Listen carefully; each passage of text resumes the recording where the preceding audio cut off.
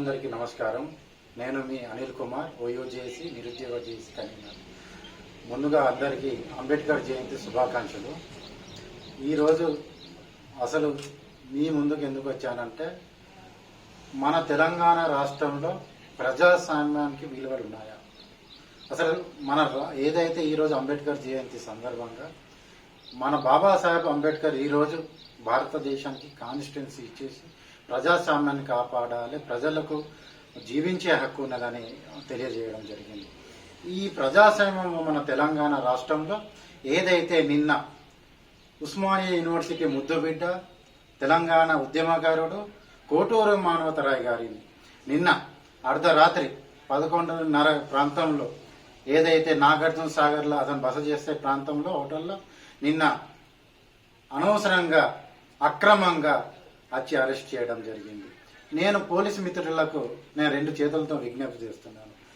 ప్రజాస్వామ్య విలువలు కాపాడుతూ అతనికి ఏమైనా అన్యాయం కానీ అసంఘటిత కార్యక్రమాలు పాడినప్పుడు ఎవరినైనా అరెస్ట్ చేయాలి, కేసులు పెట్టాలి. కానీ నిన్న ముందస్తు ఏదైతే ఈరోజు కేసీఆర్ మీటింగ్ ఉందని మీరు అక్రమంగా అరెస్ట్ చేయడం జరిగింది. అంటే ఇంతకుముందు హాలియాల కేసీఆర్ సభ పెట్టినప్పుడు కానీ ఇంకెక్కడైనా పెట్టినప్పుడు కానీ ఎవరిని కూడా అరెస్ట్ చేసేటప్పుడు కూడా వాళ్ళకు ముందే నోటీసులు కానీ ఇంకేదైనా ఇస్తారు. మీరు ఇలాంటి కార్యక్రమాలు చేస్తే మేము అరెస్టులు చేస్తాము, మేము కేసులు పెడతాము.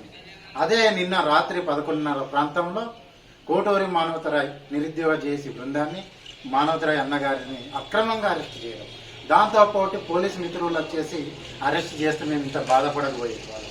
అక్కడ ఉన్న నాగార్జున సాగర్ లోకల్ ఉన్న టీఆర్ఎస్ గుండాలు, టీఆర్ఎస్ రౌడీలు తీసుకొచ్చి అతన్ని చెంపల మీద కానీ ముఖం మీద కొట్టే ప్రయత్నం చేశారు.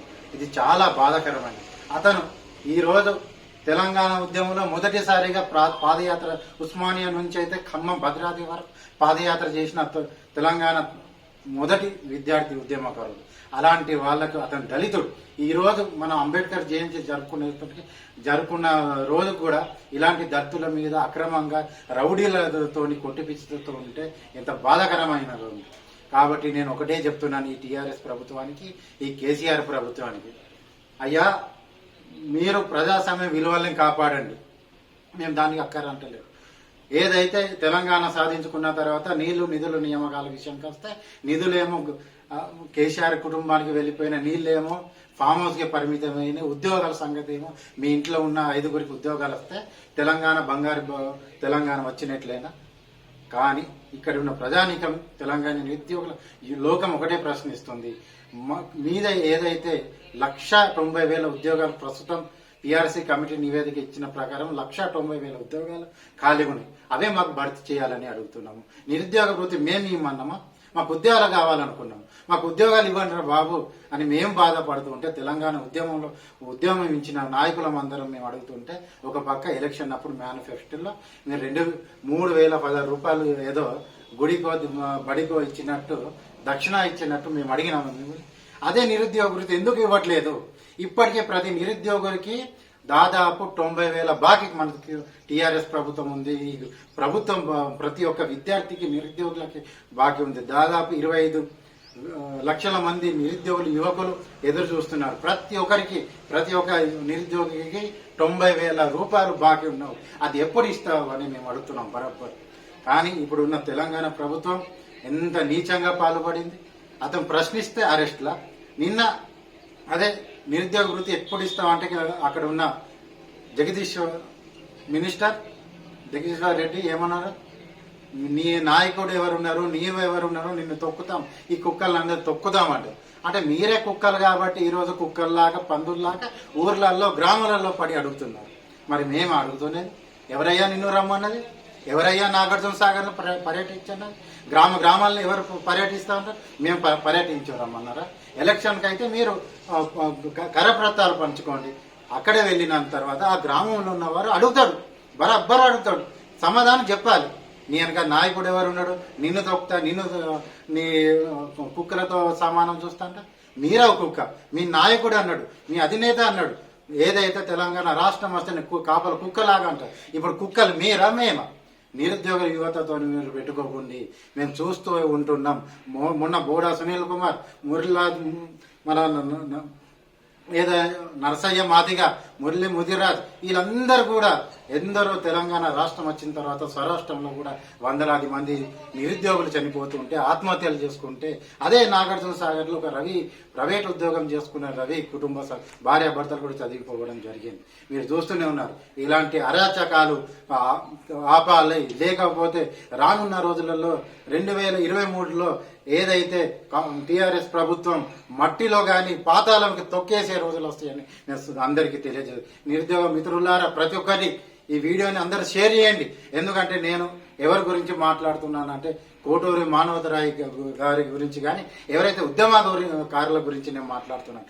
ఈ రోజు అతనికి జరిగింది, ఇంకో రోజు నాకు జరగచ్చు, ఇంకో రోజు ఇంకో ఎవరికైనా జరగదు. అంటే ప్రశ్నించే వాళ్ళని అందరినీ అరెస్టులు చేస్తూ అక్రమంగా తన్నుతూ ఉంటే, రౌడీజాలు చేస్తుంటే, ఈ మనం దీనికంటే కేసీఆర్ పాలన కంటే నిజాం పాలన బాగున్నదని నేను తెలుస్తాను. కేసీఆర్ పాలన కంటే అంతకుముందు బ్రిటిష్ పాలన బాగుంది, కానీ ఈ కేసీఆర్ పాలన చాలా చండాలంగా ఉన్నది. దొంగ ప్రభుత్వం, తాగుబోతుల ప్రభుత్వం అని తెలియజేస్తున్నాను. కాబట్టి ఖబర్దార్ కేసీఆర్.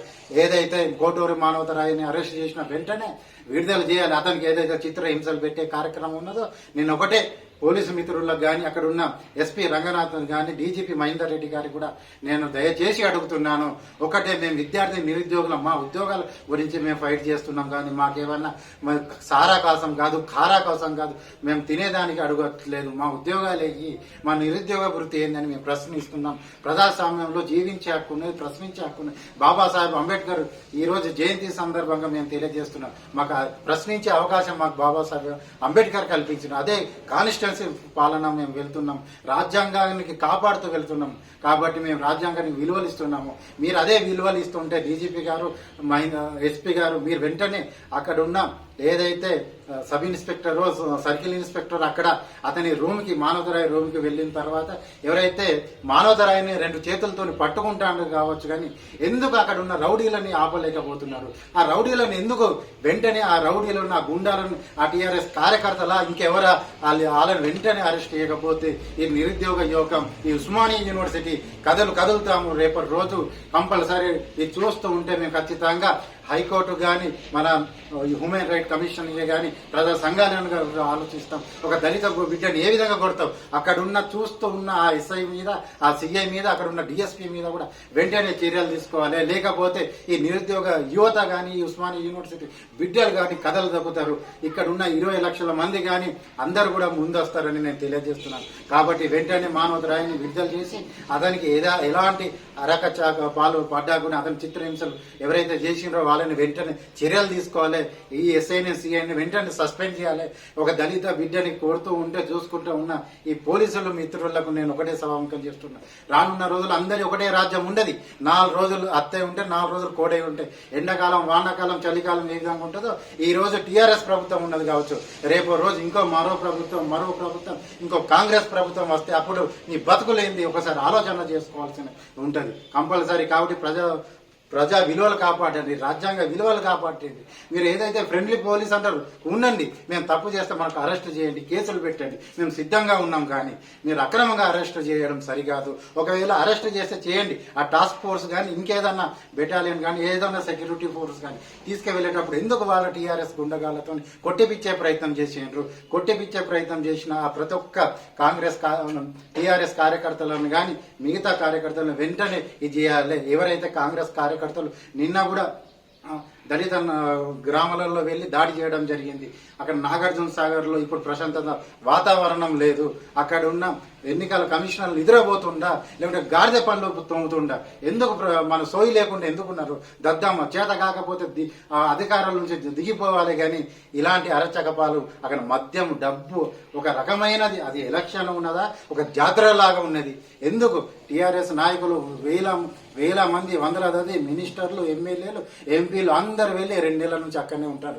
వాళ్ళు ఎప్పుడు ప్రజా సంఘ విలువలను కాపాడుతున్నారు. వాళ్ళు ఎలక్షన్ కోడ్ ఉల్లంఘన చేస్తున్నారు. ఎక్కడ పడితే అక్కడ మందు, ఎక్కడ పడితే అక్కడ డబ్బు పంపిణీ చేస్తున్నారు. ఎందుకు చూస్తూ నిద్రపోతున్నారు ఈ ఎలక్షన్ కాంపిటీషన్? కాబట్టి వెంటనే ఈ కోటూరి మానవతరాయని వెంటనే విడుదల చేయాలి. అతని మీద ఎలాంటి చర్యలు తీసుకున్నా మేము చూస్తూ ఉండం, ఖండిస్తామని చెప్తున్నాం. ఖబర్దార్ కేసీఆర్. రానున్న రోజుల్లో నిరుద్యోగులకు, విద్యార్థులకు, ప్రజా సంఘాల నాయకులకు కానీ, ఉస్మానియా యూనివర్సిటీ ముద్దు బిడ్డలకు కానీ, ఉస్మానియా నాయకులకు కానీ అక్రమంగా అరెస్టులు చేస్తే మేము చూసుకొని ఊరుకోమని తెలియజేస్తున్నాను. జై భీమ్, జై అంబేద్కర్.